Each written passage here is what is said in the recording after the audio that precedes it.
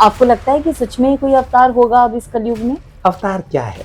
अवतार एक consciousness. Time travel को आप कैसे एक्सप्लेन करेंगे? Time travel is possible because time does not exist. जो शिफ्ट चल रहा है इसको लगभग और कितना समय बचा है होने के लिए? शिफ्ट के हम बहुत पास हैं, हम इसको एक्सपीरियंस करने वाले हैं बहुत जल्द। जो आत्माएं अपना शरीर छोड़ेंगी वो आत्माएं क्या ऊपर जो सोल वर्ल्ड है वहां चली जाएंगी रेस्ट के लिए, या सारी ही सोल्स एक नए बर्थ के लिए यानी कि अपना एक नई बॉडी लेकर सतयुग में फिर से आएंगी? थोड़े समय के लिए आप यू कैन से कि रिहैबिलिटेशन सेंटर में चले जाते हैं। रेस्ट करेगी सोल, रेस्ट करेगी सोल जब तक, लेकिन वो तब ही रीइंकार्नेट धरती पे दोबारा होगी जब धरती पूरी तरीके से वो इस फ्रीक्वेंसी को धारण करने के लिए फिर सक्षम से होंगे। तैयार हो जाएगी। Yes. ये कौन है? ये डार्क फोर्स है कौन? क्या ह्यूमन है या कोई और डायमेंशन के कोई और एनर्जी बीइंग्स हैं? आका कह दो या इनके जो सबसे ऊपर वाले हैं, दे आर धरती के बियॉन्ड के भी। ये डार्क फोर्स है और ये ह्यूमैनिटी को इतने बड़े लेवल पे चैलेंज कर रही है, इनको पूरा एक तरीके से भ्रमित कर रही है, तो उनको रोकना चाहिए। क्या ये ईश्वर का उत्तरदायित्व नहीं है कि अपने बच्चों की प्रोटेक्शन करें? ये गेम है, एक ही दो में कन्वर्ट हुआ, वही ईश्वर दो हिस्सों में कन्वर्ट हुआ, अगर आप इसको ऐसे समझें। राम और रावण दोनों उसी के थ्रू हैं, इसमें सबका रोल है। तो यानी लाइट वर्कर्स का बहुत इसमें मेन रोल रहेगा हमारे शिफ्ट में। ये भूले हुए लोग हैं, ये एक तरह से सपने में है, कोमा में है। लाइट वर्कर फर्स्ट फेस के लोग हैं जो जाग रहे हैं। महाकाल बाबा जी के बारे में माना जाता है कि उन्होंने ये कमिट किया है कि जब तक धरती पे असेंशन नहीं होगा वो इस बॉडी को नहीं छोड़ेगा। नमस्कार, स्वागत है आप सबका आज के पॉडकास्ट में। आज हम एक ऐसे टॉपिक पर चर्चा करने जा रहे हैं जो हमारे ग्रह और हमारे जीवन को गहराई से प्रभावित कर रहा है। पृथ्वी आयामी परिवर्तन यानी अर्थ डायमेंशनल शिफ्ट। इस पॉडकास्ट में हम इन परिवर्तनों के पीछे के विज्ञान, इसके प्रभावों और हम खुद को कैसे इसके लिए तैयार करें, उन तरीकों पर चर्चा करेंगे। आज के हमारे मेहमान हैं प्रवीण भाटिया सर, जो बहुत सालों से इस पर गहराई से रिसर्च कर रहे हैं। तो आइए इस यात्रा पर साथ में चलें और अर्थ डायमेंशन शिफ्ट के बारे में डिटेल से बात करें। सबसे पहले स्वागत करते हैं आज के हमारे मेहमान का। सर, आपका बहुत बहुत स्वागत है। Thank you very much. Sir, अभी हम जैसा सुन रहे हैं हर जगह ये एक बहुत ही कॉमन सी बात हो गई है। सब कहते हैं कि हमारी जो अर्थ है वो डायमेंशनल शिफ्ट्स हो रही हैं, हम 3D टू 5D में जा रहे हैं। सबसे पहले मैं समझना चाहूंगी आपसे कि ये डायमेंशनल शिफ्ट्स क्या होते हैं और अर्थ, क्योंकि हम इतने सालों से हम यही पढ़ते आए कि जो हमारी अर्थ है वो अपने एक्सिस पे रोटेट करती है, ये किस तरीके से शिफ्ट हो सकती है? जी, सी अर्थ एक जीवंत ग्रह है, इसकी अपनी कॉन्शियसनेस है। ये एक बात है, इसको बाद में डिस्कस करेंगे। अगर अर्थ एक्सिस पे रोटेट कर रही है या सोलर सिस्टम में चक्कर लगा रही है, हमारा सोलर सिस्टम भी चक्कर लगा रहा है। पूरा जो प्लेनेटरी सिस्टम है या गैलेक्सीज हैं वो सब एक मूव करती हैं, और मूव करते करते एक ऐसी सिचुएशन आती है जिसमें लाइट एक डिफरेंट एनर्जीज धरती पे प्रकट होती हैं। इस तरह की एनर्जी जब भी आती हैं उसका जीवन पे प्रभाव पड़ता है। अब मान लो कुंभ मेला चल रहा है इस समय, हर 12 साल बाद जुपिटर और सन एक साथ आते हैं, उसका कुछ प्रभाव पड़ता है, कॉस्मिक एनर्जीज हैं। लेकिन ये बहुत छोटी घटना है, 12 साल में होती है। एक बहुत बड़ी साइकिल में जब ऐसा होता है तो उसका प्रभाव पड़ता है इस रोटेशन का, अर्थ की एक्सिस पे रोटेशन का नहीं, इस हमारे सोलर सिस्टम का। उसके बीच में कई अगर गैलेक्सीज हैं और एक सेंट्रल सन है, उस सेंट्रल सन से जो अब लाइट डायरेक्ट आ रही है ये अफेक्ट कर रही है, ये शिफ्ट को क्रिएट कर रही है। और शिफ्ट क्यों होता है? क्योंकि जगत हमारी कॉन्शियसनेस का प्रकटीकरण है, हमारी कॉन्शियसनेस एक्सपीरियंस कर रही है। तो अगर हमारी कॉन्शियसनेस आज तक की ऐसी थी, उसका ये जगत था, अब हमारी कॉन्शियसनेस को ये सेंट्रल एनर्जीज प्रभावित कर रही हैं, उसका न्यू जगत हो जाएगा। दैट्स वाई ऐसे शिफ्ट होते हैं। ये शिफ्ट राइट नाउ धरती पे हो रहा है। ओके, तो सर ये भी तो सुनने में आ रहा है कि हम जो 4 युगों में जीते हैं, जैसे सतयुग, फिर त्रेता, फिर द्वापर, फिर कलयुग, और कुछ लोगों का तो ऐसा मानना है कि जो कलयुग है ये लाखों वर्ष अभी बचा हुआ है। मगर मैंने जो जितने भी मैं आध्यात्मिक लोगों से मिल रही हूँ, बड़े बड़े संत महात्मा भी आज की डेट में ये कह रहे हैं कि बहुत जल्दी कलयुग समापन की ओर है और हम सतयुग को स्वागत करने के लिए तैयार रहें। मेरे समझ में थोड़ा सा एक कंफ्यूजन है, वो आप क्लियर कीजिए कि अगर मान लीजिए हम कलयुग के अंत में हैं और सतयुग का आगमन होने वाला है, यानी कि हम संगम युग में हैं, इसका एंड उसका बिगिनिंग, हम संगम पर हैं, दोनों के मिलन की जो बेला है उसमें चल रहे हैं। तो अगर हम सतयुग की ओर बढ़ रहे हैं, पाप तो आज भी नहीं कम हो रहे, अत्याचार, पाप, क्राइम, मतलब जिसको मैं कहूँ कि चरम जो कलयुग का वो तो हर ओर दिख रहा है। जी। जबकि सतयुग एक देवताओं का युग, इतना सुंदर सुनहरा युग, मतलब जिसकी सुंदरता का तो वर्णन नहीं है शब्दों में। वो एक पूरा एक कहें तो सतयुग यानी कि अपने आप में स्वर्ग। अगर स्वर्ग आने वाला है तो ये नरक तो खत्म ही नहीं हो रहा। जी, तो ये कंफ्यूजन है कैसे शिफ्ट होगा, जी राइट नाउ। जी। सी, पहली अगर आप जिस धारणा पे आप बिलीव करते हो, सतयुग, त्रेता, द्वापर, कलयुग, जैसे घड़ी में 12 बजे के बाद टाइम बजते नीचे 6 से हो जाती है, जी। इसी सीक्वेंस में वापस जाते हैं। तो द्वापर के अगर सतयुग के बाद फिर द्वापर होगा, फिर त्रेता होगा, फिर सतयुग होगा। सो आपके कॉन्सेप्ट से भी यहाँ पे काफी गैप है। सतयुग के जो कलयुग के बाद सीधे सतयुग नहीं आ रहा, अच्छा। इसके बीच में ट्रांजिट होते होते वापस वहां पे पहुंचेंगे। ये ओल्ड कॉन्सेप्ट है। ओके। सेकंड, 4,33,32,000 ईयर की एक साइकिल का कॉन्सेप्ट हमारे दिमाग में है कि कलयुग की लाइफ 4,32,000 साल जी है। जी, यही सुना है। ये कहाँ से आई? पता नहीं। इस धरती पे बहुत सारी चीजें समय के साथ मैनिपुलेट हुई हैं। हम्म धर्म की टीचिंग मैनिपुलेट हुई है। डिफरेंट रिलीजन में एक कॉन्सेप्ट डाल दिया कि चलो होगा तो सही चेंज, लेकिन बहुत लेट होगा। इस्लाम कहता है कि जब एक एक कब्र से आई डोंट नो 70-70 हजार मुर्दे हाँ निकलेंगे हाँ हाँ। तब होगा। इसका मतलब बहुत दूर होगा। हम्म। और इसी तरह 4,32,000 साल। जी। मैंने पहले कहा था कि हमारी कॉन्शियसनेस इस जगत का निर्माण करती है। अब हम्म। हमारी कॉन्शियसनेस में किसी ने मैनिपुलेट करने के लिए ये रियलिटी डाल दी। इसकी वजह से ह्यूमैनिटी वेट करती रहती है, और इसी तरह वो वेट करती रहती है कोई अवतार आएगा। जी जी। तो ये सीधे से सारी चीजें इस शिफ्ट को डिले करने के लिए हैं, जानबूझ के की गई हैं। ह्यूमन कॉन्शियसनेस गुलाम रहे। ये जो जीवन है, हमारे ऋषियों और संतों ने क्या कहा, ये माया है। इट मीन्स ये रियल नहीं है। क्यों रियल नहीं है? क्योंकि चेतना इसको प्रकट कर रही है। जैसे सपना है, आप अगर आप रात को सपना देखते हैं, वो रियल भी है, रियल नहीं भी है। जी सपने जी में डर भी लगता है, जी लेकिन जागने के बाद पता लगता है कि वो नकली था। जी। बिल्कुल ऐसे ही ये जगत इस कॉन्शियसनेस पे प्रकट हो रहा है। इस कॉन्शियसनेस को मैनिपुलेट किया गया डिफरेंट तरीकों से। उसमें एक कॉन्सेप्ट डाल दिया कि ये जो शिफ्ट होगा बहुत लेट होगा। सेकंड, इसमें कॉन्सेप्ट डाल दिया गया कि अगर शिफ्ट हो भी गया सतयुग, तो इसके बाद दोबारा कलयुग आएगा। And this teaching is not only in Sanatan Dharma or all religion. You will, if you research it deeply, you will see the same in each and every religion. Bible कहती है कि गोल्डन एरा आएगी, लेकिन golden era में darkness छुप जाएगी, dish खत्म नहीं होगी। वो 1,000 साल के गोल्डन एरा के बाद फिर प्रकट हो जाएगी। तो सेम वे हमें मैनिपुलेट किया गया है कि सतयुग के बाद दोबारा कलयुग आएगा, कलयुग, ये साइक्लिक है। हम पहली बार इस साइकिल से बाहर जा रहे हैं। That's why it is not comparable to all of our old teachings. Okay. तो सर अगर हम कहें कि जैसे हमने तो सुना था, जो कुछ हमारी धार्मिक ग्रंथों में, किताबों में लिखा गया था कि जब कलयुग का अंत होने को आएगा तो जो अंत में फिर से एक अवतार प्रकट होंगे, कल की भगवान जिनको बताया गया था। तो अगर सचमुच हम जो इस डायमेंशनल शिफ्ट्स में अगर हम हैं और हम देख रहे हैं कि कलयुग, क्योंकि चेतना का स्तर अब जग रहा है, लोग अवेयर हो रहे हैं स्पिरिचुअली, लोग अपने आप को जो है अध्यात्म में बढ़कर भगवान से कनेक्ट हो रहे हैं, लेकिन अभी तक अवतार का तो हमने कहीं भी जिक्र नहीं सुना कि अवतार हो गया है या होने वाला है। आपको लगता है कि सच में कोई अवतार होगा अब इस कलयुग में? जो हमारी टीचिंग है वो टीचिंग बिल्कुल ठीक है, लेकिन वो टीचिंग को इंटरप्रेट करना के लिए हमें थोड़ी समझ चाहिए। यदा यदा ही धर्मस्य ग्लानिर्भवति भारत, महाभारत की जो टीचिंग है कि जब भी धर्म की ग्लानि होती है तब अवतार प्रकट होते हैं। जी। इस टीचिंग का सारांश ये है कि हम डुअलिटी में हैं। यहाँ पे लाइट और डार्कनेस, इन दोनों के बीच की प्ले से माया प्रकट होती है और हम उसका एक्सपीरियंस करते हैं। जब भी कोई एक फोर्स ज्यादा बढ़ जाती है, उसको काउंटर करने के लिए दूसरी फोर्स ऑटोमेटिक प्रकट हो जाती है। इसका उल्टा भी सच है।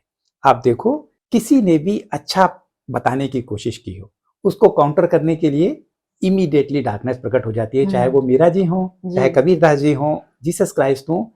ये इस डुअलिटी का नेचर था। जब अधर्म पीक पे पहुंचता है तो अवतार प्रकट होता है। अवतार क्या है?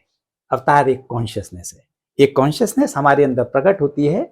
कॉन्शियसनेस उस डार्कनेस को रिजेक्ट करती है, वो कहती है ये असहनीय हो गई, अब हम ऐसा जीवन नहीं चाहते। हमारी कॉन्शियसनेस जब ये सोचती है और उसके अंदर ये बहुत डीप में प्रकट होता है, तब उस तरह की कॉन्शियसनेस जो प्रकट करती है, ये एक अवतार है। अवतार हम हैं, क्या हम अवतार नहीं हैं? हम एक आत्मा है जो इस तरह इसमें कैद है, जी, हम भी एक अवतार हैं। तो जो कॉन्शियसनेस प्रकट हो रही है दैट इज अवतार, और ये अब जब ये कलेक्टिव कॉन्शियसनेस में प्रकट हो जाएगी वो अवतार है। ये इस अवतार की बात होती है मेरी नजरों में, किसी ओके। फिजिकल पर्सन की नहीं, किसी एक बीइंग की नहीं, रेदर एक कलेक्टिव जो चेंज हो रहा है उसको आप कोई भी नाम दे दें। बहुत सारे लोग कृष्णा को वेस्टर्न कंट्रीज में कृष्णा कॉन्शियसनेस बोलते हैं। जी, जी, इट्स जी। Not a person, it's a Krishna consciousness. तो अब जो इस समय की कॉन्शियसनेस, जो नई कॉन्शियसनेस प्रकट हो रही है, वो नई डायमेंशन शिफ्ट ला रही है। इसके बारे में महर्षि अरविंदो ने बहुत अच्छे ढंग से बताया था कि ह्यूमन जो अभी कॉन्शियस है ये सुपर कॉन्शियसनेस में जा रहा है। तो complete humanity, not a person. ये थोड़ा सा कंफ्यूजन है जिसकी वजह से लोग इसको थोड़ा सा किसी एक पर्सन का इंतजार करते हैं, और मैंने पहले कहा कि इंतजार इस शिफ्ट को डिले करता है। जी। क्योंकि आप इंतजार कर रहे हो किसी पर्सन का, हाँ। वो तो आएगा, जब आएगा तो आप ऐसे इंतजार करते रहोगे, ऑलवेज डिले होता रहेगा। हमारे अंदर जो चेंजेस हो रहा है ये न्यू रियलिटी को क्रिएट कर रहा है, दैट इज द अवतार। ओके। और सर एक और टर्म बहुत ज्यादा फेमस है जिसे हम कहते हैं मल्टीवर्स, आप इसको कैसे एक्सप्लेन करेंगे? जैसे ये जगत माया है, हम्म, अगर ये असली नहीं है तो फिर ये रियलिटी सिर्फ हम इसको परसीव कर रहे हैं। जैसे आप हर एक सपने में एक नए जगत का निर्माण करते हो। अगर आप बहुत ध्यान से देखो, आप अपने भाई बहनों के साथ देखो, एक ही माँ बाप के बच्चे हैं, लेकिन उसके बावजूद भी उन दोनों की थिंकिंग, उन दोनों का जगत अलग अलग है। जी। तो भाई बहन होने के बावजूद भी वो दो डिफरेंट जगत में रहते हैं, उनकी पैरेलल रियलिटीज हैं। यही मल्टीवर्स का कॉन्सेप्ट है, क्योंकि ये जगत रियल नहीं है लेकिन रियल लगता है। अगर दो लोग एक साथ हों, एक ही गुरु के शिष्य हों, एक ने अपनी कॉन्शियसनेस शिफ्ट कर ली, तो वो दूसरे जगत उसका प्रकट होना शुरू हो जाएगा। तो वो जो सेकंड पर्सन है वो उस जगह से डिसअपियर हो जाएगा। This is one thing. लेकिन मुझे लगता है अभी भी ये काफी नहीं है, मुझे और डिटेल में बताना पड़ेगा। जी। एक सेमिनार में बहुत काफी सारे लोग थे, उसमें रैंडमली जो ऑर्गेनाइजर ने क्वेश्चन पूछा कि नेल्सन मंडेला की डेथ कब हुई। अच्छा। इमीडिएटली द कंप्लीट ग्रुप दो भाग में डिवाइड हो गया। एक ने कहा कि उनकी जो डेथ हुई है कभी मे बी 1980 या उस अराउंड में हुई थी, वो जेल में बंद थे, जेल में बीमार हुए, उनकी डेथ हो गई। दूसरे ग्रुप ने कहा कि उनकी वो बाद में अफ्रीका के राष्ट्रपति बने, एक्टिविस्ट थे, अपने घर में उनकी डेथ हुई। कैसे हो सकती हैं दो रियलिटी एक हॉल के अंदर इस धरती पे बैठे हुए लोगों की? This is the multiverse. एक ग्रुप की चेतना के अंदर, उनकी टाइमलाइन के अंदर ये आइडिया है। दे सेड कि हमने अखबार देखा था, हम अखबार देख के रोए थे उनकी डेथ पे। This they confirmed it. लेकिन दूसरा ग्रुप था वो कहता था कि नहीं, उनकी डेथ इस 2004 में हुई है एंड समथिंग लाइक दिस। हो सकता है मैं ईयर सही नहीं बता पा रहा हूँ। It is called Mandela effect. तो अगर एक ही कमरे में बैठे वाले लोगों की मल्टीपल रियलिटी हो सकती है, दिस इज द एग्जाम्पल। और ये एग्जाम्पल बहुत देखने को मिलता है, और जब हम इन एग्जाम्पल्स को देखते हैं तो हमें बिल्कुल कंफर्म होता है कि हम माया में जी रहे हैं। ये असली है नहीं, बस असली लग रही है। जी, यानी आँखों से दिखने वाली ये जो हमारी सृष्टि है, वो कायदे से देखा जाए तो माया है एक तरीके से। अच्छा, अभी हमने जैसे कि बात की माया की और मल्टी डायमेंशंस की, अभी मैं एक और टर्म अगर आपके सामने रखूँ वो है कि टाइम ट्रैवल। लोगों ने कुछ ऐसे वीडियोज़, कुछ पिक्चर्स मैंने इंटरनेट पे देखे हैं कि उस ज़माने में जैसे आज के दिखने वाले लड़के जो आज के कपड़े पहनते हैं बिल्कुल मॉडर्न, और एक ऐसे टाइम पर एक लड़के की फ़ोटो मैंने अभी कुछ समय पहले देखी इंटरनेट पे कि बिल्कुल बहुत ही पुराना एक एरा है और उसमें आज के कपड़े पहने हुए एक लड़का दिख रहा है उस बहुत क्राउड में एक लड़का। तो लोगों ने कहा ये टाइम ट्रैवल करके लड़का आया है, यानी कि वो जो आज के युग का लड़का था ये अपने समय से बहुत पहले उस युग में होकर आ चुका है। अब मैं पता नहीं मैं इसको क्लियर कर पा रही हूँ या नहीं, यानी कि टाइम ट्रैवल को आप कैसे एक्सप्लेन करेंगे? Time travel is possible because time does not exist. We are in third dimensional reality. In third dimensional reality, to experience something, our consciousness created a time, and this time is linear: past, present running moment, and future. Consciousness created this time, whereas time does not exist in higher dimension. In higher dimension, only one moment exists. In this moment, you create all of your past. But in third dimensional reality, we are in this reality, so we are talking about time travel into our reality. Time and space is the one thing. For example, अगर आपको यहाँ से USA जाना है तो इसमें जो distance है दैट इज द स्पेस। इस स्पेस को ट्रेवल करने के लिए जो भी आपका मीन्स हो अकॉर्डिंगली टाइम है। ऐसे लोग हैं जो रिमोट व्यूइंग करते हैं, that is called remote viewing. That means you can see America में क्या हो रहा है, वो जी। आपको बता देंगे कि वो इस समय ये कपड़े पहन के बैठे हैं, आप उनसे कंफर्म कर सकते जी हो। जी जी। तो वो उन्होंने आपकी नजरों में बियॉन्ड स्पेस ट्रेवल कर लिया। सेम मेथड है टाइम ट्रेवल करने के लिए।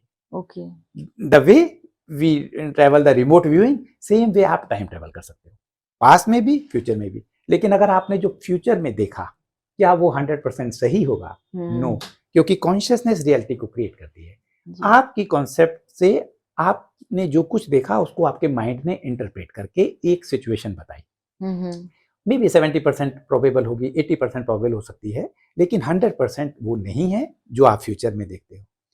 क्या पास्ट 100% सही है जो आप देखते हो? वो भी 100% नहीं है, जैसे नेल्सन मंडेला इफेक्ट है। आपका पास्ट, आपकी रियलिटी आपने देख ली, लेकिन काफी हद तक देखी भी जा सकती है। That is the concept of time travel और remote viewing. It is easily possible. There are techniques, there are methods, and some people are, कुछ काम करने के लिए अच्छे होते हैं। जैसे सारे लोग डॉक्टरी पढ़ते हैं, कुछ अच्छे डॉक्टर बनते हैं, कुछ बेकार डॉक्टर बनते हैं। ऐसे ही इन कोर्सेज को करके कुछ लोग जिनके अंदर टैलेंट है वो बहुत अच्छे रिमोट व्यूअर हो सकते हैं, या वो बहुत अच्छे टाइम ट्रेवल हो सकते हैं। मैं उन लोगों को जानता हूँ जो जिनके अंदर ये टैलेंट है, they could see very precise. I met the people. Okay. It is possible. As I told, it is not 100% correct. जो क्योंकि बात डायमेंशनल शिफ्ट की हो रही है, इस शिफ्ट में एक कॉन्सेप्ट है event. What is the event? इस समय आप सुन रहे हो कि धरती पे सोलर फ्लेयर्स आ रही हैं। जी जी। जब ये सोलर फ्लेयर, अभी आज से कुछ साल पहले ये शब्द किसी ने नहीं सुना था। Now suddenly because shift is happening, information is coming and affecting us. जब ये सोलर फ्लेयर बहुत बड़ी मैग्नीट्यूड में धरती पे एक साथ आएंगी, अभी जो आ रही हैं छोटी छोटी, ये हमें प्रिपेयर कर रही हैं। जब बहुत बड़ी क्वांटिटी में आएगी, that is called the event. उस इवेंट के पहले और उस इवेंट के बाद जो हमारी धरती है, ये डिफरेंट होगी। इस इवेंट को धरती के 4 बेस्ट रिमोट व्यूअर को दिखाया गया। Same event, that what will happen to the on this event. उनमें से आई डोंट नो 3 लोगों ने शायद कहा कि धरती पे बहुत बड़ा विध्वंस हो जाएगा, प्रलय हो जाएगी। सिर्फ एक पर्सन ने कहा इसके बाद धरती पे बहुत ब्यूटीफुल स्वर्ग की स्थापना हो जाएगी। तो क्यों 4 लोग अलग अलग रियलिटी परसीव कर पाए? जो उनके अंदर था, इवेंट देखने के बाद जो वो इंटरप्रेट कर पा रहे थे, वो उनकी कॉन्शियसनेस थी। इवेंट बहुत बड़ा है, ये सच है, इसके बारे में कोई प्रेडिक्ट नहीं कर सकता, ये भी सच है, लेकिन इसके बावजूद भी इसका आउटकम लोग डिफरेंट तरीके से परसीव करते हैं। ये एक कॉन्सेप्ट, इसमें क्लैरिटी आएगी कि रिमोट व्यूइंग 100% सही नहीं। जी, तो आपको क्या लगता है सर, और कितना समय बचा है हमारे ये जो शिफ्ट चल रहा है, इसको लगभग और कितना समय बचा है होने के लिए? शिफ्ट के हम बहुत पास हैं, मैं इतना कह सकता हूँ। हमारी जनरेशन, नॉट ओनली हमारी जनरेशन, हम इसको एक्सपीरियंस करने वाले हैं बहुत जल्दी। इसीलिए मैं समझता हूँ कि बहुत इंपॉर्टेंट है, जो लोग भी आज सुन रहे हैं, अगर आप रेजोनेट करते हैं इस इंफॉर्मेशन से, तो आप इसके बदले कि ये शिफ्ट कब होगा, इस पे एम्फेसाइज करें कि क्या हम शिफ्ट के लिए रेडी हैं। This will help you.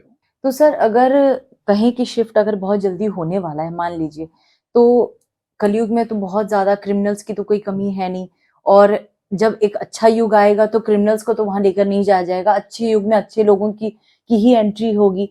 तो यानी जब विध्वंस होगा, यानी जब विनाश का एक आएगा, एक समय आएगा, तो ज्यादातर ऐसी जो आत्माएं हैं वो शरीर तो छोड़ेंगी ही, जो कि नेगेटिव हैं, जो गलत कर्म कर रही हैं इस धरती पे, वो तो अपना शरीर छोड़कर, तो उस समय पे जो आत्माएं अपना शरीर छोड़ेंगी, वो आत्माएं क्या ऊपर जो सोल वर्ल्ड है वहां चली जाएंगी रेस्ट के लिए, या सारी ही सोल्स एक नए बर्थ के लिए, यानी कि अपना एक नई बॉडी लेकर सतयुग में फिर से आएंगी? एक तो मैं इसको सतयुग नहीं कहूंगा, क्योंकि मैंने पहले भी कहा कि सतयुग के साथ हम कलयुग अपने आप जुड़ा रहता है, तो हम साइक्लिकल, हमारे कॉन्सेप्ट हमारी वो बन जाती है साइक्लिकल, कि हम दोबारा इसमें कलयुग आएगा। No, it is beyond.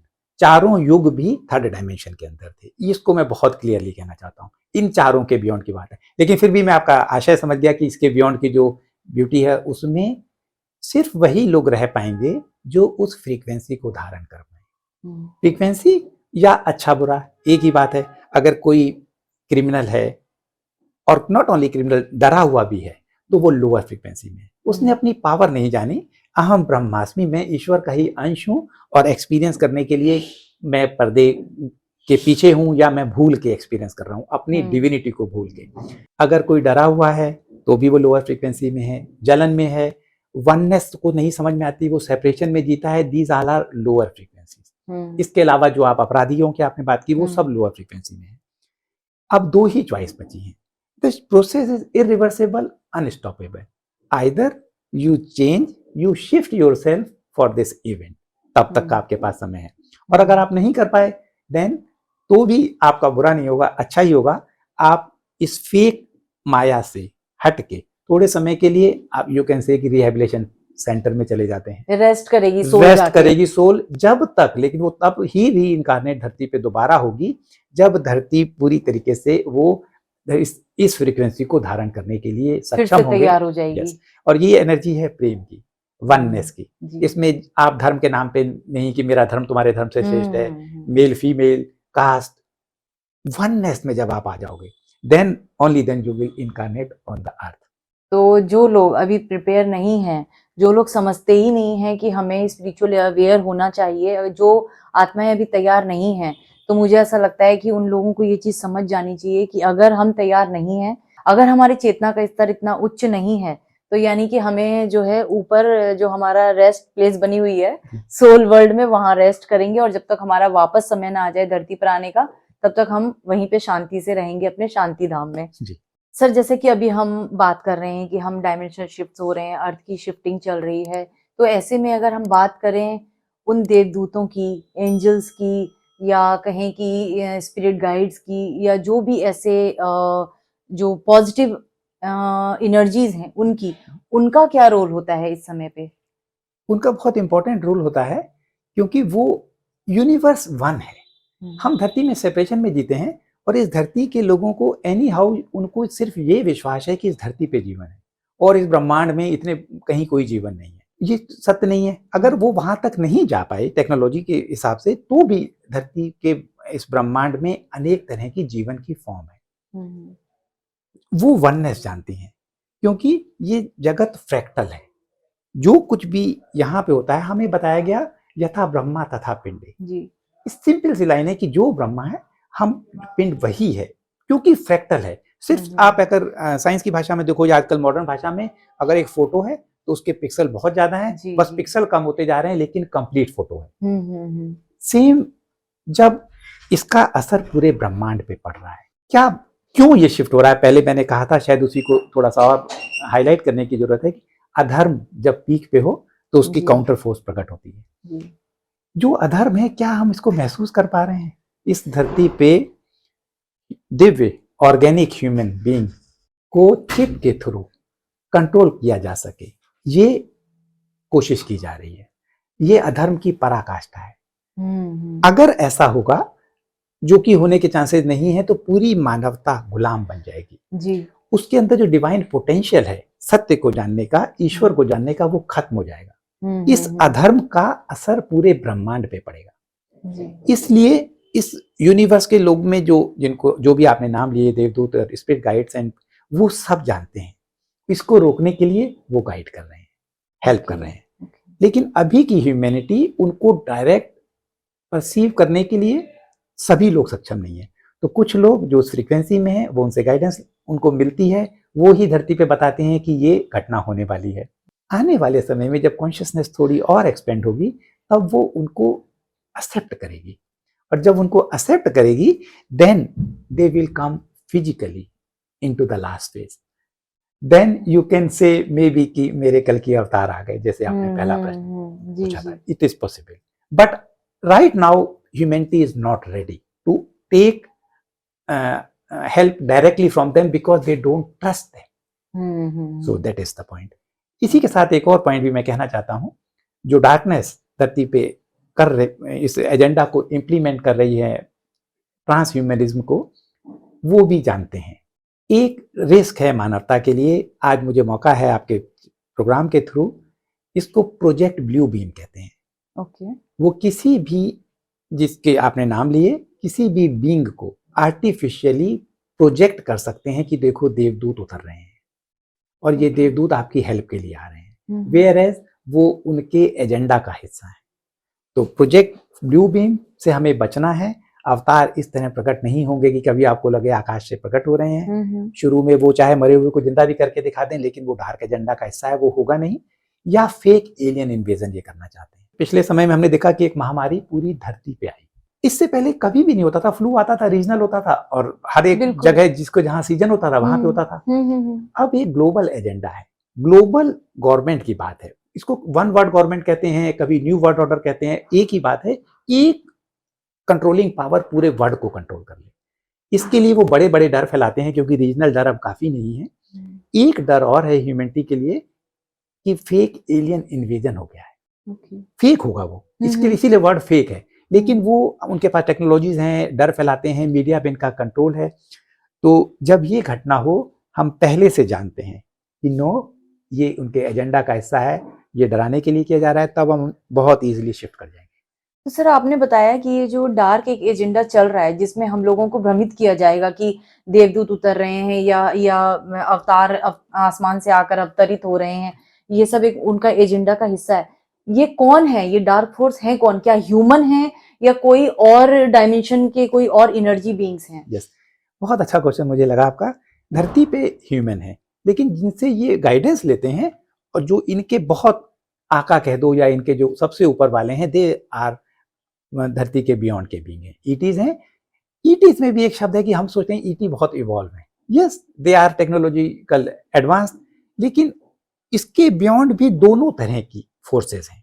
वहां पे भी दोनों तरह की, कंट्रोल करने वाली फोर्स है और एक जो वननेस जानती है, सबको साथ लेके चलने वाली फोर्स है।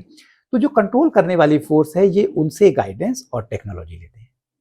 तो क्या हमारे जो इस यूनिवर्स की जो पॉजिटिव पावर है, या जो कहें जो हमारे ईश्वर हैं या हमारे जो भगवान हैं, क्या उन्हें नहीं दिख रहा है कि डार्क एजेंडा, ये डार्क फोर्स है और ये ह्यूमैनिटी को इतने बड़े लेवल पे चैलेंज कर रही है, इनको पूरा एक तरीके से भ्रमित कर रही है, तो उनको रोकना चाहिए? क्या ये ईश्वर का उत्तरदायित्व नहीं है कि अपने बच्चों की प्रोटेक्शन करें? जी, ईश्वर जो उसने एक फील्ड बनाई है एक्सपीरियंस करने के लिए, इसको इस क्वेश्चन को अगर हम समझेंगे तो हम विक्टिम रोल से बच जाएंगे। जैसे ही आपका क्वेश्चन आया है, बहुत सारे लोग विक्टिम मेंटेलिटी में चले गए कि ईश्वर क्यों नहीं स्टॉप कर रहा, डार्कनेस इतनी पावरफुल कैसे हो गई, एंड सो ऑन। हम विक्टिम हैं क्या? क्या हम हेल्पलेस हैं? हमें कोई भी कंट्रोल कर सकता है? नो। ईश्वर को डर नहीं लगता, ईश्वर बीमार नहीं होता, ईश्वर के पास किसी चीज की कमी नहीं है। इसका अनुभव करने के लिए इसका अपोजिट क्या होगा, ईश्वर ने एक फील्ड बनाई है जिसमें आप अनुभव कर सको डर क्या है, बीमारी क्या है, और गरीबी क्या होती है, कमी क्या होती है, प्रेम की कमी क्या होती है। इस फील्ड को करने के लिए ये गेम है, एक ही दो में कन्वर्ट हुआ है, वही ईश्वर दो हिस्सों में कन्वर्ट हुआ। अगर आप इसको ऐसे समझो, राम और रावण दोनों उसी के थ्रू हैं। उसके थ्रू एक इतना ब्यूटीफुल ग्रंथ महाकाव्य पैदा हुआ, रामायण। जी। अगर नहीं होता तो नहीं पैदा होता। इसमें छोटे से छोटे कैरेक्टर का रोल है। मंथरा एक सिर्फ दासी है, लेकिन उसने कैकेयी को, कभी कभी हम सोचते हैं कि अरे मंथरा ना होती तो ना होता, लेकिन वो ना होती तो इतनी बड़े इवेंट नहीं होते। इसमें सबका रोल है। आप एक्सपीरियंस करना चाहते हो, और इसके अलावा ईश्वर सर्वशक्तिमान है, ईश्वर परफेक्ट है। अगर वो परफेक्ट है तो उसकी रचना परफेक्ट है। क्रिएटर और क्रिएशन एक ही बात है जी। तो ये जो जगत है, क्या ये परफेक्ट है? अगर हम इस जगत को इस समय फ्रीज कर दें, जैसे आपने कहा कि क्रिमिनलिटी बहुत ज्यादा है, तो परफेक्ट नहीं हुआ। क्यों इसलिए परफेक्ट नहीं? क्योंकि हम अनुभव कर रहे थे। अब परफेक्ट जो ईश्वर है वो इवॉल्व कैसे होगा? अगर ये परफेक्ट है तो फिर तो इवॉल्व होने की कोई स्कोप ही नहीं है। इसलिए ईश्वर ड्युअलिटी में दो भागों में बढ़ जाता है। अब दो भागों की जो ये गेम चल रही है, इस गेम के बाद इस अर्थ की कॉन्शियसनेस एंड अकॉर्डिंगली पूरे यूनिवर्स की कॉन्शियसनेस नेक्स्ट लेवल पे जाएगी। This is the purpose, this is the, जो आपका क्वेश्चन है कि ईश्वर की क्या रिस्पॉन्सिबिलिटी नहीं है, वो इस खेल में इस पूरे यूनिवर्स की कॉन्शियसनेस को एक लेवल पे अप कर रही है। ओके और जैसा आपने बताया कि एक डार्क फोर्स है जो हम सबको मतलब भ्रमित कर रहे हैं, मिसगाइड कर रहे हैं, और मैंने एक वर्ड सुना है इल्यूमिनाटी, क्या ये उसी का हिस्सा है? सेम टू सेम है, एक ही वर्ड है। इसके डिफरेंट वर्ड है, deep state, dark, illuminati, elites and so on. तो यानी ये कहा जाए कि ये एक दूसरे ग्रह के जीव हैं जो हम पर अपनी हुकूमत कर रहे हैं। ऐसा कह सकते हैं। लेकिन इसको हम ऐसा कह सकते हैं कि धरती के लोगों के थ्रू हुकूमत करते हैं। वो कभी वो इनविजिबल है, उनको आप कभी नहीं जानते। अधिकांश लोग, जैसे हम इल्यूमिनाटी की बात करते हैं तो हम उन बड़े बड़े लोगों की बात करते हैं, मान लो एलन मस्क है जो चिप का एजेंडा लेके आ रहा है, वैक्सीन किंग है एंड सो ऑन। लेकिन इनके ऊपर जो है ये उनकी बात है जहां से ये गाइडेंस ले रहे हैं और टेक्नोलॉजी ले रहे हैं। तो अगर इसको अगर दूसरे शब्दों में कहें तो एलियंस, क्योंकि एलियंस हमसे बहुत ज्यादा इवॉल्व्ड हैं, बहुत ज्यादा टेक्नोलॉजिकली हमसे बहुत ज्यादा एडवांस हैं। तो इसीलिए अभी रिसेंटली मैंने कहीं एक न्यूज में भी देखा था कि यूएफओ देखा गया और एलियंस भी शायद पकड़े गए हैं। तो यानी कि वो बीच बीच में आ रहे हैं धरती पर और चीजें जो अपना एजेंडा है उसको इम्प्लीमेंट कर रहे हैं जगह जगह पर। आप इसको इस तरह मत देखो कि वो आ रहे हैं, वो हमेशा थे। देयर वाज नो टाइम कि वो अर्थ पे नहीं थे। इस धरती पे एरिया 51 नाउ एरिया 52 माना जाता है। अमेरिका और मेक्सिको के बीच में एक एरिया है, गवर्नमेंट ने उनको दिया हुआ है। वहां पे बेसमेंट्स हैं, बेसमेंट्स के अंदर इतने आई डोंट नो बहुत गहराई तक हैं और उन लेयर पे सिर्फ उनकी एक्सेस है जो एलिजिबल है। हो सकता है कि वो 40-50 उनके लेयर्स हों। उन सब में अंटार्कटिका में बेस्ड हैं, वहां पे पोर्टल्स हैं, उनके थ्रू धरती पे लोग ट्रेवल करते हैं। तो ईटीज धरती पे पहली बार नहीं आ रहे। लेकिन जो आपने कहा कि आजकल आप न्यूज आपने पढ़ी, ये उसी न्यूज की प्रोग्रामिंग है जो मैंने पहले बताया कि वो फेक एलियन इन्वेजन करना चाहते हैं। इसकी मेंटल प्रोग्रामिंग कर रहे हैं। इस मेंटल प्रोग्रामिंग में धरती के लोगों को ये विश्वास दिला रहे हैं कि एक एलियन है, वो एलियन हमें नुकसान पहुंचाएंगे and so on, in the name of disclosure. बहुत सारे डिस्क्लोजर सिर्फ माइंड प्रोग्रामिंग का हिस्सा है। अभी यूएसए में सीनेट की कमेटी बैठी है। और एक और बात मैं आपके सारे दर्शकों को बताता हूँ, जब भी कभी इन्हें कुछ बड़ा काम करना होता है तो ये शब्द बदल देते हैं। जैसे पेंडेमिक शब्द आया था इस महामारी से पहले, इससे पहले पेंडेमिक शब्द नहीं था। अब यूएफओ के बदले एक नया शब्द आ गया, UAP, unidentified aero something, you can see it, UAP. तो जब इन्होंने एक शब्द बदला है, it means now they are close to implement it. They are implementing it, they are mind programming and अब वहां पे सीनेट ने अपने जवाब दिए हैं। उसकी वजह से लोगों का इंटरेस्ट क्रिएट हुआ है, मीडिया पे इनका कंट्रोल है, उसके कारण ये ऐसा कर पाते हैं। क्योंकि मैं आपसे एक्चुअली मेरे जो माइंड में कुछ क्वेश्चंस जो मैं सेट कर रही थी, उसमें मेरे मन में था कि मैं आपसे पूछूंगी कि ये जो कोविड हुआ था और इतने बड़े लेवल पे इसने ह्यूमैनिटी को डिस्टर्ब करके रख दिया, और एक नया कायदे से देखा जाए तो ये जो सारा टेक्नोलॉजी इतनी एडवांस हुई, आज हम जो है बिल्कुल ऑनलाइन की दुनिया में आ गए। क्योंकि पहले इंटरनेट तो तब भी था, लेकिन इंटरनेट का हम उस लेवल पे नहीं पहुंचे थे जितना हम कोविड के बाद आज हम इस लेवल पे आए हैं। तो मेरे मन में था कि मैं आपसे पूछूं कि कहीं ये शिफ्ट का ही तो हिस्सा नहीं है? ये शिफ्ट का भी हिस्सा है और कंट्रोल का भी हिस्सा है, क्योंकि युद्ध में हम आ गए महाभारत में। उन डार्क की पॉइंट ऑफ व्यू से वो डिजिटली कंट्रोल करना चाहते हैं। Each and everything. आप सोचो कि बच्चों के अपार कार्ड बन रहे हैं, हर चीज पूरी तरह से कंट्रोल हो रही है, फेस रिकॉग्निशन सॉफ्टवेयर लग रहे हैं and so on. This is digital control. और इसका अपोजिट हमारे पास जो टेक्नोलॉजी भविष्य में आने वाली है, ये टेक्नोलॉजी ह्यूमन को सर्व करेगी। टेक्नोलॉजी तो न्यूट्रल है, टेक्नोलॉजी अगर डार्क के हाथ में होती है तो वो उसका दुरुपयोग करते हैं। इसके बियॉन्ड की टेक्नोलॉजी ह्यूमन को अवेलेबल होने वाली है, वो सर्व करेगी ह्यूमैनिटी को। तो जो ये हो रहा है, ये सारे शिफ्ट की ओर ले जा रहा है एनी हाउ। जी, तो सर ये जो नेगेटिव फोर्स हैं, ये जो डार्क फोर्स हैं, जो हमें कंट्रोल करना चाहती हैं और हमारी शिफ्ट को डिले करना चाहती हैं, जो हम एक अच्छे युग की ओर बढ़ रहे हैं, जो एक अच्छे डायमेंशन की ओर बढ़ रहे हैं, ये हमें डिले करके वापस से उसी नेगेटिव के धरातल पे ही लेकर आना चाहती हैं। तो ऐसे में जो व्यूअर्स हमें आज सुन रहे हैं या देख रहे हैं, आप उन्हें क्या गाइडेंस देना चाहेंगे? किस तरीके से हम अपने आप को प्रोटेक्ट कर सकते हैं इसमें? वो बहुत पावरफुल हैं, मीडिया पे उनका कंट्रोल है। तो नॉर्मली आप मीडिया पे इतना ज़्यादा रिलाई करते हो, इसलिए आप मीडिया की बातों में आ जाते हो। ये देखना शुरू करें कि मीडिया कितना सच कहता है, तब आपकी आंखें थोड़ी खुलेंगी। That is the most important thing. Second, आपके पास एक एनर्जी है। आप अपनी एनर्जी किस कामों में लगाते हो? डर पे या नई रियलिटी को क्रिएट करने में? ये जगत आपकी चेतना से प्रकट हो रहा है, तो आप अपनी चेतना को एक न्यू रियलिटी क्रिएट करने में लगाओ जो इस गुलामी के बियॉन्ड की है। आने वाली जनरेशन्स, और कम से कम इस छोटे छोटे बातों को आप समझो कि इस धरती पे हर पड़ोसी देश एक दूसरे से के दुश्मन है। क्यों है? कौन ये क्रिएट करता है? क्यों आपकी एनर्जी सिर्फ वो दुश्मनी में लगी रहती है? क्यों आपकी एनर्जी नया कुछ कंस्ट्रक्टिव क्रिएट करने में नहीं रह पाती? बिकॉज ऑफ दिस, इनसे बच के इस पेंडुलम में अपनी एनर्जी को बीच में लाएं, एक ब्यूटीफुल जगत का निर्माण जो हो रहा है उसका हिस्सा बने। अभी तक का जो डार्कनेस डोमिनेटेड वर्ल्ड था उसमें सत्य को पाना बहुत कठिन था। अब नदी दूसरी डायरेक्शन में बह रही है, एंटी सोर्स हट चुका है, इसलिए बहुत आसान है। सिर्फ एक चीज आपको चाहिए, क्लैरिटी और इस नए युग का हिस्सा बनने की इच्छा। अगर क्लैरिटी है और इच्छा है तो सारी चीजें ऑटोमेटिकली अपने आप आपके पास आना शुरू हो जाएंगी, जैसे सोलर फ्लेयर आपको आके जगा रही हैं। सर अभी तक हम बात कर रहे थे डायमेंशंस की, शिफ्ट की। अब बहुत सारे लोग होंगे शायद वो इस वर्ड को ना समझ पाए, डायमेंशंस। तो हिंदी में हम इनको लोक कहते हैं, जैसे हमने कहा है कि गोलोक, कृष्णलोक, शिवलोक, इस तरीके से अलग अलग लोक बने हुए हैं, ये हमारे ग्रंथों में भी लिखे हुए हैं। तो जब हम शिफ्ट की ओर बढ़ रहे हैं कि हम किसी अच्छे लोक में जाने की तैयारी कर रहे हैं, तो क्या ये जो ह्यूमैनिटी है अपने चेतना के स्तर पर अलग अलग लोकों में जाएगी, या एक पर्टिकुलर कोई लोक है उसी में सारे लोग जाएंगे?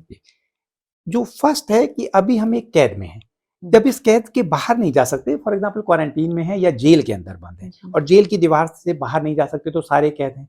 अगर जेल की बाउंड्रीज टूट जाए तो इस शिफ्ट के में, इस पहले भी आपका एक क्वेश्चन था वो भी इससे रिलेटेड है कि जो लाइट वर्कर्स हैं या एंजल्स हैं, एंजल्स, इसमें से कुछ लोगों ने उस डायमेंशन से धरती पे इनकारनेट हुए। क्यों? धरती पे एक सिद्धांत है फ्री विल का। यहाँ के लोग कैद हैं, इन्हें लेकिन ये नहीं पता कि कैद में हैं। अगर कैद में है तो कैद से बाहर कैसे निकले, तो वो वहां से नीचे उतरे बताने के लिए कि आप लोग कैद में हो, माया में हो, इस कैद से बाहर निकला जा सकता है। तो ये तो बहुत उच्च आयाम से नीचे आए हैं जी जी, लेकिन ये भी यहाँ पे फंस गए क्योंकि फॉरगेटफुल यहाँ का नेचर है। इस धरती की डेंसिटी में आने के लिए आपको भूल के आना पड़ेगा अपनी सारी पावर, अपने सारे रूल। अब यहाँ पे जब ये ब्रेक हो जाएगा, कॉन्शियसनेस शिफ्ट हो जाएगी, तो वो वापस अपने उस लोक में जाएंगे जहां से आए हैं। और धरती के लोग जो हैं वो यहाँ की कॉन्शियसनेस शिफ्ट के बाद नेक्स्ट लेवल की कॉन्शियसनेस में रह जाएंगे। लेकिन बाकी लोग जो अपने अपने घरों से आए हैं, ये उनका घर नहीं है। जी जी, ये लोग इस समाज में आप देखो तो अपने आप को अनफिट महसूस करते हैं। बहुत सारे लोग, उनके जीवन में चाहे सब कुछ हो, but they are not fitting into this structure. तो ये वही लोग हैं जो अपने घर वापसी का इंतजार कर रहे हैं और इस प्रोसेस को बहुत हेल्प कर रहे हैं उनके होने से। जी, तो यानी लाइट वर्कर्स का बहुत इसमें मेन रोल रहेगा हमारे शिफ्ट में बेसिकली, क्योंकि फर्स्ट लेवल पे ये भूले हुए लोग हैं, ये एक तरह से सपने में है, कोमा में है। लाइट वर्कर फर्स्ट फेस के लोग हैं जो जाग रहे हैं। उनके जागने से कॉन्शियसनेस में एक रिपल इफेक्ट आता है। तो वो जाग रहे हैं, वो लोगों को जगा रहे हैं। इनके लिए एक और भी शब्द स्पिरिचुअलिटी में यूज होता है, फ्रंट रनर। इस शिफ्ट में ये फ्रंट में है और फ्रंट में आके इस शिफ्ट को क्रिएट कर रहे हैं। सोलर फ्लेयर से जो एनर्जी भी आती है, इसको ये पूरी तरीके से धारण करने में सक्षम हो चुके हैं। वो तो बहुत पावरफुल होती है। वो बहुत पावरफुल होती है। कई लोग बहुत डर जाते हैं, परेशान होते हैं। नवंबर में बहुत हैवी एनर्जीज थी, लोग डिप्रेस हो गए थे। अगेन 21 जनवरी टू 27 जनवरी तक बहुत एनर्जी का फ्लक्स था। कुछ लोग नहीं सह पा रहे थे, लेकिन जो फ्रंट रनर हैं, दे आर रेडी। वो इसको आराम से सह सकते हैं, धारण कर पा रहे हैं। और जब वो धारण करते हैं तो ये एनर्जी एंकर हो जाती है, एक लेवल आ जाता है, उसके बाद नेक्स्ट लेवल की आ जाती है, नेक्स्ट लेवल की आ जाती है। तो इस तरह ये प्रोसेस कंटिन्यू कर रहे हैं। ओके, तो सर अगर हम जैसे बात कर रहे थे कि हम शिफ्ट की ओर हैं, 3D to 5D, 5D to 9D, तो 3D यानी सबसे निचला स्तर और 5D यानी उससे थोड़ा ऊंचा, और 9th डायमेंशन यानी कि सबसे टॉप लेवल का स्तर। तो 5th और 9th को आप थोड़ा एक्सप्लेन करेंगे? किसी भी डायमेंशन को एक्सप्लेन करना या उसको समझ पाना इम्पॉसिबल है। इम्पॉसिबल है क्योंकि कॉन्शियसनेस समझ नहीं सकती। जैसे एक कागज का पेपर है, उसमें लंबाई और चौड़ाई है, उसमें गहराई नहीं है। अगर उसको बताया जाए कि इसके ऊपर गहराई होती है, it's impossible for that being. जो अगर एक कागज की एक पेंटिंग बना दो, मान लो बाज बना दो, उस बाज को ये बाज समझ नहीं सकता कि वो उड़ सकता है, क्योंकि इसके ऊपर सब कुछ है लेकिन उसकी कॉन्शियसनेस में नहीं है। हम लोग, अभी आपने मल्टीवर्स की बात की, हम मल्टी डायमेंशनल बीइंग हैं। हम डिफरेंट डायमेंशन में साइमल्टेनियसली एग्जिस्ट करते हैं। तो हम थर्ड में भी हैं, फिफ्थ में भी हैं, उसके बियॉन्ड भी हैं, साइमल्टेनियसली। लेकिन हमारी कॉन्शियसनेस अभी फोकस खाली थर्ड पे है, हम इसको एक्सपीरियंस सिर्फ यही कर पा रहे हैं जी। इसलिए इसके बियॉन्ड के जो हैं उनको बताना और समझ पाना इस कॉन्शियसनेस के लिए इम्पॉसिबल है, लेकिन इसको एक्सपीरियंस किया जा सकता है। हम्म, अगर ये इम्पॉसिबल है, अगर कॉन्शियसनेस फ्रीक्वेंसी जो कभी समाधि में ऐसी स्टेट आ जाती है, उसमें जी। वो उसको एक्सपीरियंस करते हैं और हम्म, वो बताते हैं, लेकिन जब वो वापस आते हैं तो अगेन यहाँ पे आके उनको भूलना पड़ता है। तो हम्म, इसलिए कुछ लोग एक्सपीरियंस कर सकते हैं, लेकिन बताना और समझना असंभव है। जी। तो अगर मैं बात करूं, हमारे कुछ चिरंजीवी कहे जाते थे, जैसे हनुमान जी हो गए, अश्वत्थामा हो गए, ऐसे बहुत सारे जो बहुत एक अच्छे लेवल के हमारे योद्धा थे, वो कहे जाते हैं कि आज भी वो जीवित हैं इस धरती पर। मुझे ऐसा लगता है कि वो हमें दिखते तो कभी नहीं, क्योंकि हमने अभी तक मतलब देखे हैं, फुटप्रिंट्स मिले हैं कि बहुत ह्यूज फुटप्रिंट हैं, तो माना गया कि हनुमान जी के पैरों के निशान हैं, लेकिन आंखों से शायद किसी ने नहीं देखा उन्हें। तो मुझे ऐसा लगता है कि ये जो हाई बीइंग्स हैं, ये जो हनुमान जी टाइप के जो एक बहुत दिव्य आत्माएं हैं, ये चेतना के, क्योंकि इनकी चेतना बहुत उच्च लेवल की, तो ये किसी और डायमेंशन में है इस समय, नेचुरली दूसरी डायमेंशंस में है। वो धरती पर नहीं है। मैं नहीं मानता हूँ। ओके। हमारी धरती में बहुत सारी मान्यताएं समय के साथ बदल जाती हैं। कहने का ढंग कुछ और होता है, वो समय के साथ बदल जाता है। तो इसके अलावा कौन चिरंजीवी नहीं है? आप, कोई ऐसा समय था जब आप नहीं थे, या हमने कोई कई जन्म लिए हैं। फिर हमने हर बार, मान लो अगर हम इसके जो बदलते रहे कपड़े, हम्म। बॉडीज बदलते रहे, इसके पीछे जो है वो क्या चिरंजीवी नहीं है?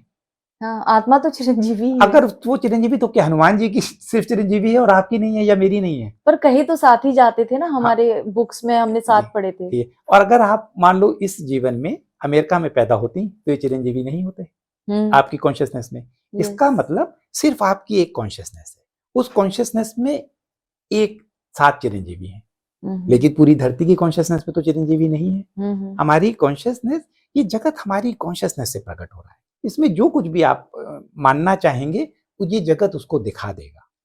इस ओके। कॉन्शियसनेस का नेचर ही ऐसा है। जैसे पूरा सपना आप प्रकट करते हो, हम्म, तो ये जगत आप प्रकट कर रहे हो आपकी कॉन्शियसनेस में है, लेकिन दूसरे धर्म के लोगों में, इस धरती के दूसरे क्षेत्र के लोगों में ये विचार नहीं है, हम्म। उनकी कॉन्शियसनेस में नहीं है। जी। सेम। तो अगर हम बात करें यहाँ पे कॉन्शियसनेस की, तो जो हमारे हिमालयन गुरुज हुआ करते हैं, अभी भी हैं, कहा जाता है कि हिमालय पे ऐसी दिव्य शक्तियां हैं जिनको आप सिर्फ अनुभव कर सकते हो, आंखों से नहीं देख सकते। यानी कि एक समय पे ऐसी बॉडी उनकी भी रही होगी, गुरुओं की, उन्होंने योग तपस्या के बल से उस स्टेट पर वो पहुंच गए कि आज उनकी बॉडी हमें दिखती नहीं, बट सिर्फ हम उनकी एनर्जी फील कर सकते हैं। यानी वो किसी और आयाम में हैं और वहां से हमें गाइड कर रहे हैं। फॉर एग्जाम्पल महाअवतार बाबा जी, बहुत लोगों ने बोला है कि हमको उनसे गाइडेंस मिलती है, चैनलिंग के थ्रू मैसेजेस मिलते हैं। यानी वो अदर डायमेंशंस में हैं, बॉडी उनकी अब नहीं है, बॉडी सिर्फ इस डायमेंशन तक ही लिमिटेड है। महाकाल बाबा जी के बारे में माना जाता है कि उन्होंने ये कमिट किया है कि जब तक धरती पे असेंशन नहीं होगा वो इस बॉडी को नहीं छोड़ेंगे, इस फिजिकल बॉडी को। इसीलिए कोई उनकी एज नहीं जानता, बहुत लंबे समय से ये वो योगी हैं। आपका प्रश्न है कि क्या योगी ऐसे हो सकते हैं जिनको, जो सब लोग उनको ना देख सकें, जिनको वो चाहें उनको वो अपीयर हो जी। सके? जी। That is possible. हिमालय में ऐसे क्षेत्र हैं जिनको एक नॉर्मल पर्सन की वहां पे एक्सेस नहीं है। वो एक डिफरेंट फ्रीक्वेंसी है। उस फ्रीक्वेंसी में अगर कोई पहुंच पाए तो वो उनके लिए विजिबल हो जाएंगे, फिजिकल प्रेजेंट हो जाएंगे। बिल्कुल ऐसे ही है जैसे फिफ्थ डायमेंशन आज भी है। सिर्फ हमारी फ्रीक्वेंसी उसको अभी तक की फ्रीक्वेंसी के लिए इम्पॉसिबल था। अब वो फ्रीक्वेंसी धीरे धीरे रेडी हो रही है उसको परसीव करने के लिए। कुछ लोग परसीव कर पा रहे हैं, बहुत बड़ा वर्ग परसीव नहीं कर पाता, इसलिए उसको स्वीकार करना कठिन है।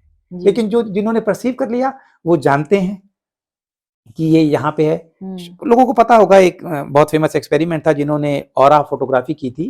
उन्होंने एक पत्ते की फोटो खींची और अगले दिन जब उन्होंने उसको डेवलप किया, उस समय का टेक्नोलॉजी लेट थी, तो उसमें पत्ते का छोटा सा हिस्सा गायब था, कीड़े ने जैसे खाया हो।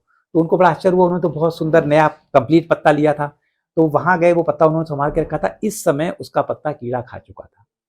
अच्छा। इट मीन्स कि सूक्ष्म जगत में वो पहले प्रकट होता है।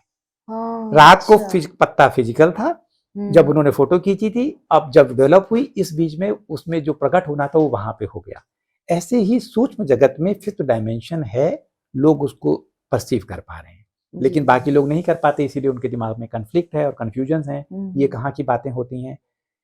इसी तरह फ्रीक्वेंसीज के बेस्ड पे पर्सन या लोकेशन आपको दिखें या ना दिखें, ये पॉसिबल है। और इसके बारे में अरुण कुमार शर्मा जी की बुक है, मारण पात कारण पात, काशी के थे, अब फिजिकल बॉडी में नहीं है, मैं उनसे मिलने गया था। उन्होंने बहुत सारी बुक लिखी हैं जर्नलिस्ट थे, लेकिन उस समय उनको न्यूज़पेपर में कॉलम नहीं मिला तो उन्हें स्पिरिचुअल कॉलम दे दिया गया संडे को एक दिन। लेकिन ये उनके जीवन का वरदान हुआ। स्पिरिचुअल लोगों से मिलते थे, उनका आर्टिकल, उनके इंटरव्यू आर्टिकल वो न्यूज़पेपर में लाते थे। एक इस तरह वो एक बार तिब्बत पहुंचे और वहां पे तो एक उन्होंने मठ देखा, टैक्सी में थे, उन्होंने कहा ये बहुत पुराना मठ लग रहा है, कल यहाँ पे आके मैं डिस्कस करूंगा। नेक्स्ट डे, क्योंकि शाम हो गई थी, नेक्स्ट डे उसी टैक्सी के साथ वहां पहुंचे तो वहां कुछ नहीं था। What? Yes, it is in his book, I read this book. मैं ये बुक अभी भी अवेलेबल है, बस मुझे नाम नहीं पता, इसलिए मैंने कहा मारणपात या कारणपात या कोई और बुक होगी। उन्होंने बहुत सारी किताबें लिखी, मैंने बहुत सारी किताबें उनकी खरीद ली। तब उस समय मैं बहुत एक्साइटेड था अकल्ट के बारे में जानने में। तो वहाँ कुछ नहीं था, तो वो कंफ्यूज हो गए। तो एक बूढ़ा सा आदमी निकला, तो उन्होंने कहा क्या बात है? कहते हैं मैं अगर आपको बताऊंगा तो आप पागल समझोगे। कल मैं यहाँ पे था इस टैक्सी ड्राइवर के साथ और यहाँ पे एक मठ था और आज नहीं है और हम दोनों कंफ्यूज हैं। तो वो बूढ़ा मुस्कुराया, उसने कहा कल आपने देखा था तो it means you are eligible. और वो मठ दोबारा प्रकट हो गया। वो अंदर गए, मठाधीश से मिले, उन्होंने बताया तो उन्होंने कहा कि आप इस हद तक अगर आप कल देख सके थे, तो वो उनको गर्भगृह में ले गए। अच्छा। उस गर्भगृह में बहुत सारे लोग, एक गोल मेज थी, उसमें वो ऐसे सर करके बैठे हुए थे। उन्होंने कहा कि ये मेडिटेट कर रहे हैं। उन्होंने कब से? उन्होंने कहा कई सालों से। सो ये एक टेक्निक है, बहुत एडवांस टेक्निक है, क्योंकि हमारे अंदर डिजायर्स हैं। ये चेतना हर, ये माया इस तरह कंटिन्यू करती है कि ये कहती है तथास्तु, मुझे ये एक्सपीरियंस करना है, तथास्तु, रानी बनना है, तथास्तु, नौकरानी बनना है, तथास्तु, हर चीज को ये तथास्तु कहती है। तो इतनी सारी डिजायर पूरी करने में बहुत सारा समय लगेगा। तो दीज पीपल वो out of body different experiences कर रहे हैं, काइंड ऑफ ड्रीम। और उस ड्रीम से वो सारी अपने भोग या इच्छाओं को पूरी करके जब वापस आएंगे, then they will be free, they will be enlightened. तो ये उनकी बुक में था, वो मुझे बहुत टचिंग हिस्सा लगा था। हो सकता है हम सब भी उन्हीं में से एक हो जो मेडिटेट कर रहा है और हम यहाँ पे एक्सपीरियंस कर रहे हैं। और अब हम वापस जागने की कगार पे हैं।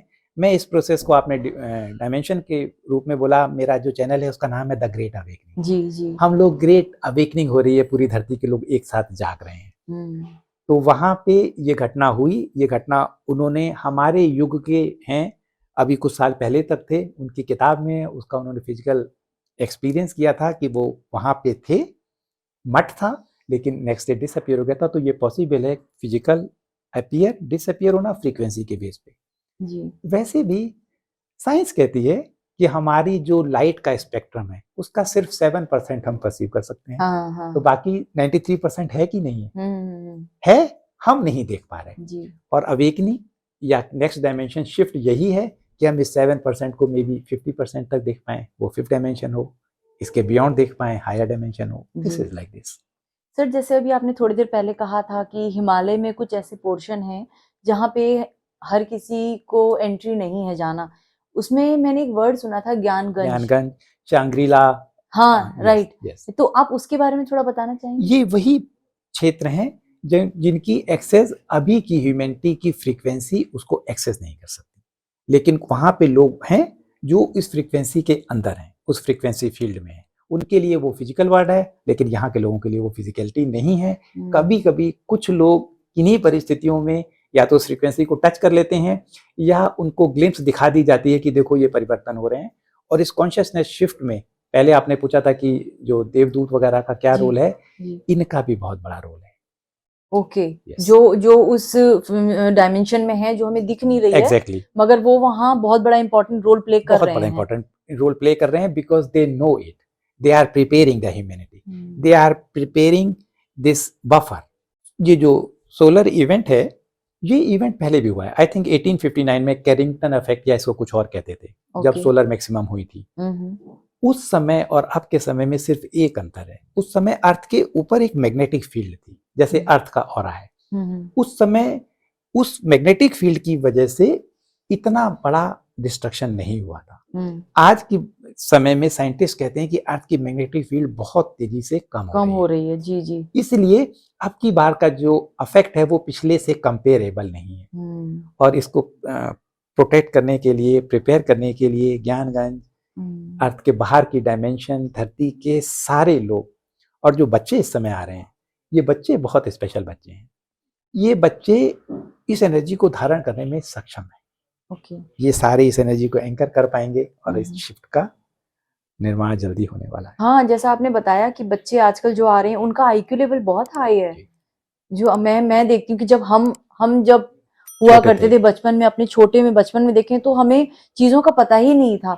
और आज के बच्चे, या तो कह लीजिए कि ये मोबाइल एडवांस हो गए हैं, कंप्यूटर, गूगल की दुनिया इतनी ज्यादा ब्रॉड हो गई है कि लोगों के हाथ में फोन है, तो आईक्यू लेवल उनका बहुत तेज है। अब जैसे मैं अपनी ही बात करूं कि मैं अपने को और अपने बच्चे को देखती हूँ जब, तो उसकी जो एज है और जब मैं उस एज में थी, मैं तो बिल्कुल और वो तो मैं और अब जो उसके बाद और हमारी फैमिली में बच्चे आते जा रहे हैं, मैं देखती हूँ वो तो अभी 2-2 ढाई-ढाई साल के बच्चे वो बोलते हैं, वो करते हैं और इतनी एडवांसली वो चीजें समझ रहे हैं, हम तो सोच भी नहीं सकते थे।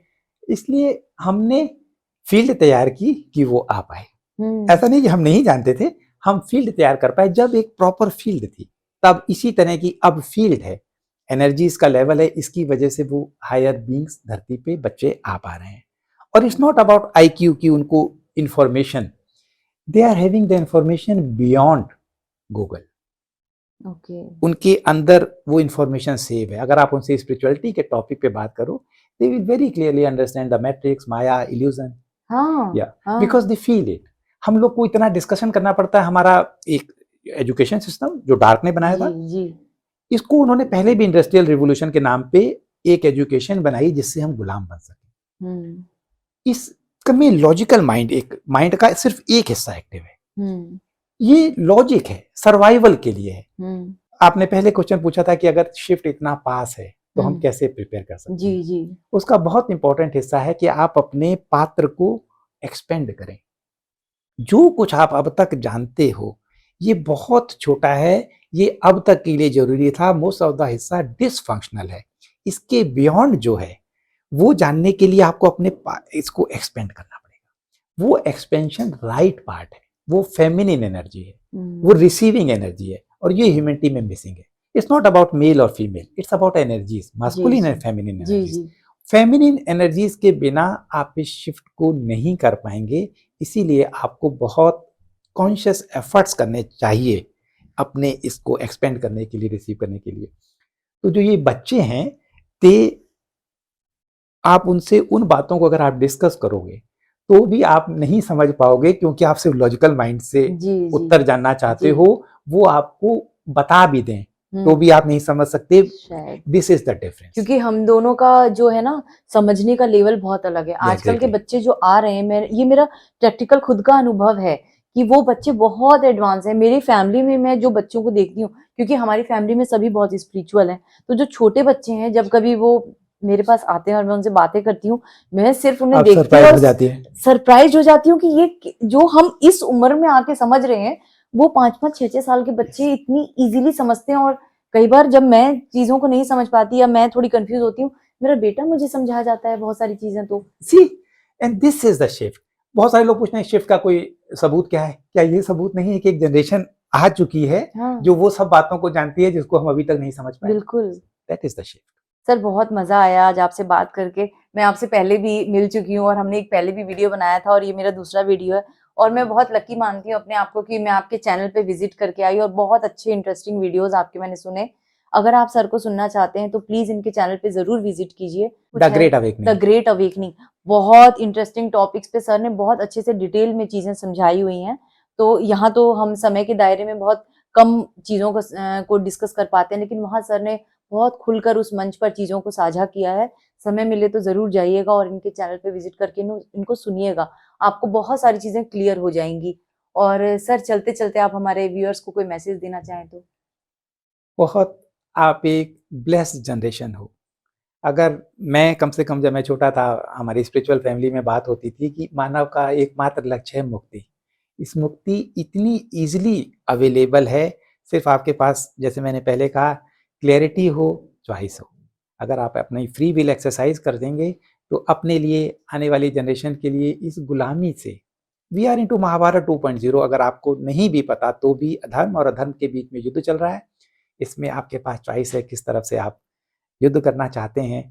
अगर इस समय आप अपनी मुक्ति के लिए डिसीजन लेते हैं, तो हमारे लिए, मानव जाति के लिए, सबके लिए एक बहुत ब्यूटीफुल संभावना है to be the part of this shift.